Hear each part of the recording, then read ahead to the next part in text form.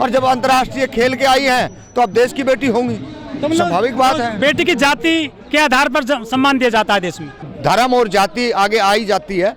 और अक्सर ऐसा हुआ है, चाहे हम यूपी की जो बेटी को रात को जलाया था वो हाथरस के अंदर, और उसके अंदर जो फिर महापंचायतें हुई हैं, तो ये तो स्वाभाविक बात है कि कहीं ना कहीं जो ताकतवर जातियां हैं वो दबाने का काम करती हैं। इस देश को जो बिल्कुल देखना नहीं चाहते, जो न्याय पसंद लोग नहीं हैं, वो इस तरह की छोटी हरकतें करते हैं ताकि इस देश के अंदर इस तरीके के जिसके ऊपर आरोप लगा उसके आप समर्थन में पंचायत करें, उसके समर्थन में आप बैठ के विचार गोष्ठी करें।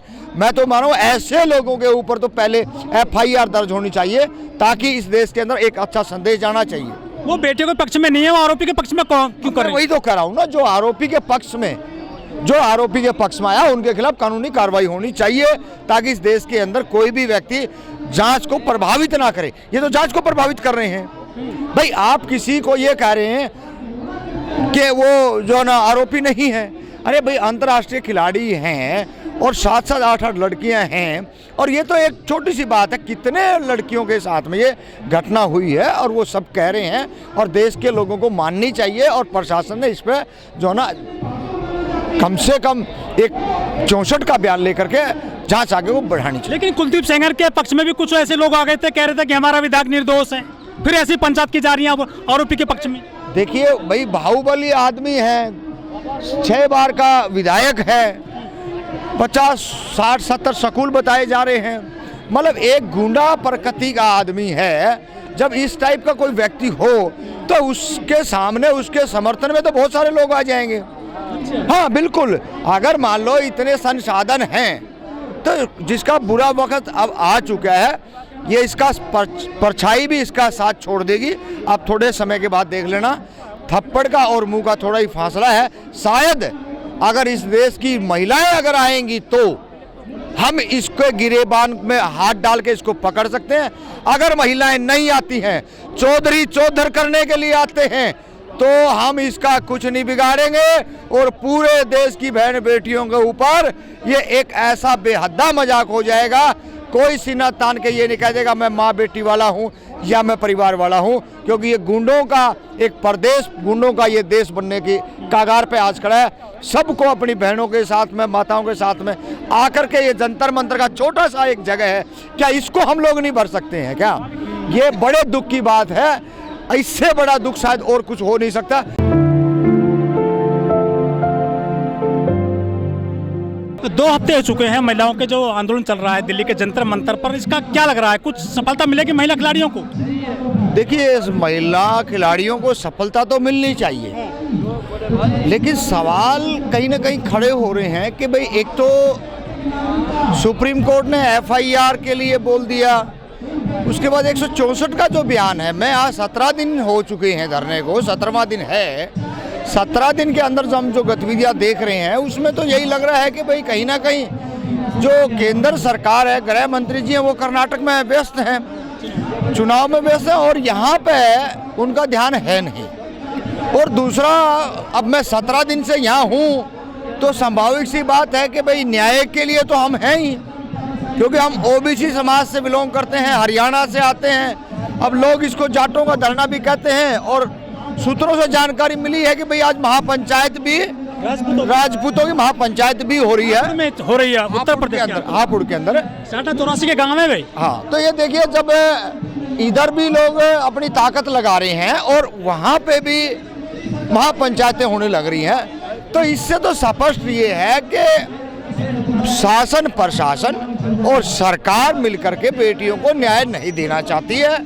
अगर न्याय की बात होती, 164 के बयान होते, 164 के बयान होते तो उसको गिरफ्तारी होती, लेकिन इतना मौका दिया जाता है। कल ही हम यहाँ देख रहे थे सुबह, जिस तरीके से किसान पंजाब से किसान आए हैं, और किसानों को जैसे ही यहाँ पे आए तो ये छोटा सा रास्ता है, मतलब मुश्किल से मुश्किल इस रास्ते से 2 आदमी या 3 आदमी भी निकल सकते हैं, लेकिन यहाँ कम से कम हजारों की संख्या में जब किसान आते हैं तो पुलिस के जो बैरिकेड लगाए हैं, स्वाभाविक बात है रास्ते की वजह से वो उन्होंने हटाने पड़े हैं। और यहाँ पे क्या कहा गया कि इसका नेतृत्व की बात तक आ गई कि भाई नेतृत्व खिलाड़ी करेंगे, या पंचायत करेंगी, खाप पंचायत या किसान आंदोलन करेंगे। ये तो स्पष्ट हो चुका है कि भाई इसका नेतृत्व जो कर रहे हैं खिलाड़ी करेंगे। लेकिन अब वही आ रहा है कि भाई इसके लिए तो ज़्यादा से ज़्यादा महिलाओं की भागीदारी हो, और तब जाकर के हम कहीं ना कहीं ये देख सकते हैं कि भारत के अंदर महिलाओं के ऊपर जो शोषण होता है हम उससे बच सकते हैं। जब तक महिलाएं नहीं आएंगी, और महिलाएं वो भी आनी चाहिए जिनके साथ जुल्म हुआ, अत्याचार हुआ, वो भी आकर के इस धरने के अंदर अपनी कंप्लेंट को यहाँ पार्लियामेंट थाने में दे के यहाँ ये हुआ हमारे साथ, और इन खिलाड़ियों को भी एक वो मेंशन कराएं, बताएं कि आप पीड़ित नहीं है, हम भी इस देश के अंदर पीड़ित हैं। लेकिन पोक्सो एक्ट में तो तुरंत गिरफ्तारी हो जाती है, अरेस्टिंग क्यों नहीं हो रही है ब्रजभूषण की?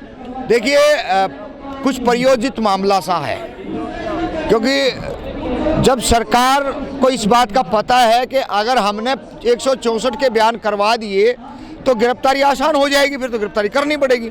जब तक 164 का बयान ही नहीं है, पोस्को एक्ट की शिकायत है, मुकदमा हो गया, लेकिन आप ने आगे तो नहीं कार्रवाई बढ़ाई। पुलिस ढील बरत रही है पूरे मामले में। पुलिस नहीं है, इसके अंदर सत्ता का सारा खेल है।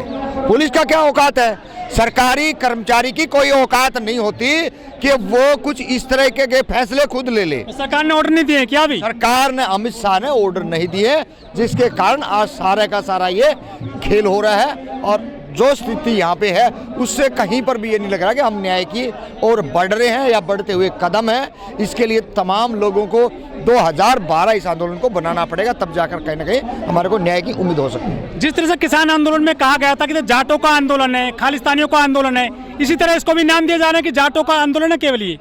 नहीं, देखिए वो जो हम जैसे कहूँ या मैं उसका दूसरा कोई उदाहरण दूँ, क्योंकि जाटों का मतलब ये है कि हरियाणा के अंदर 4-5 मामले हुए हैं, और वो बड़े बड़े मामले हुए हैं, अंतर्राष्ट्रीय स्तर पर जाके दूसरे देशों में उनकी आवाज़ गूंजी थी। उन मामलों में न्याय नहीं मिला, और वो एट्रोसिटी करने वाले भी जाट समुदाय के थे। तो आज जो लोग हैं उनको अपनी जो भाव है, अपना जो दर्द है, अपनी जो पीड़ा है, वो तो कहीं ना कहीं बोलेंगे भाई ये जाटों की लड़कियां हैं, जाटों का वो है। लेकिन जो न्यायप्रिय लोग हैं उनको ऐसी बातें नहीं करनी चाहिए। ठीक है, वो भी जाटों ने जो किया था वो गलत किया था, अच्छा नहीं किया।